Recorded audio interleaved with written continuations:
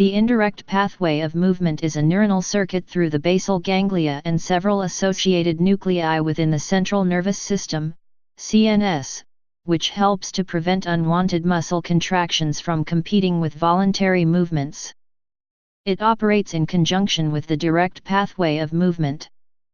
Overview of neuronal connections and normal function.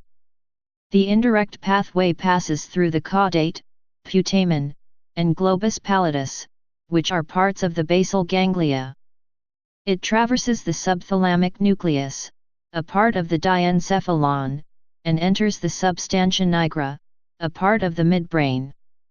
In a resting individual, a specific region of the globus pallidus, known as the internus, and a portion of the substantia nigra, known as the pars reticulata, send spontaneous inhibitory signals to the ventrolateral nucleus, VL, of the thalamus, through the release of GABA, an inhibitory neurotransmitter.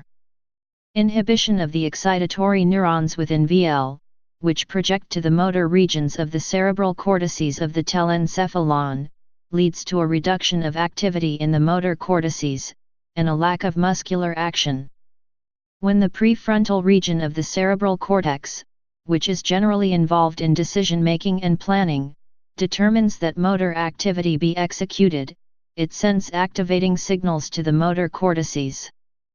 The motor cortices send activating signals to the direct pathway through the basal ganglia, which stops inhibitory outflow from parts of the globus pallidus internus and the substantia nigra pars reticulata.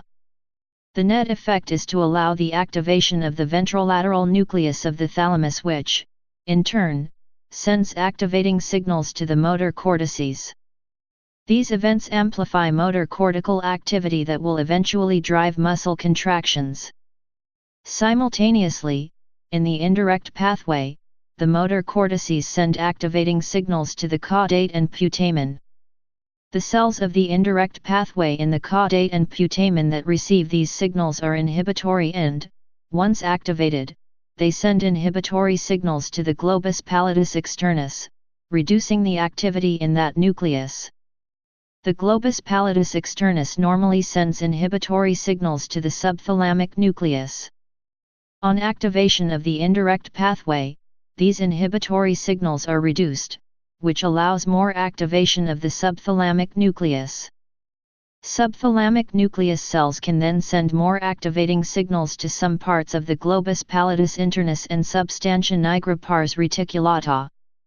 Thus, parts of these two nuclei are driven to send more inhibitory signals to the ventrolateral nucleus of the thalamus, which prevents the development of significant activity in the motor cerebral cortices.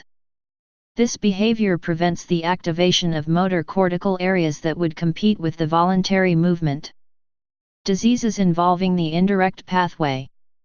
Interruption or dysfunction of the indirect pathway of movement results in hyperkinesia, or dyskinesias, which are, in general, diseases which lead to the production of additional involuntary muscle activity.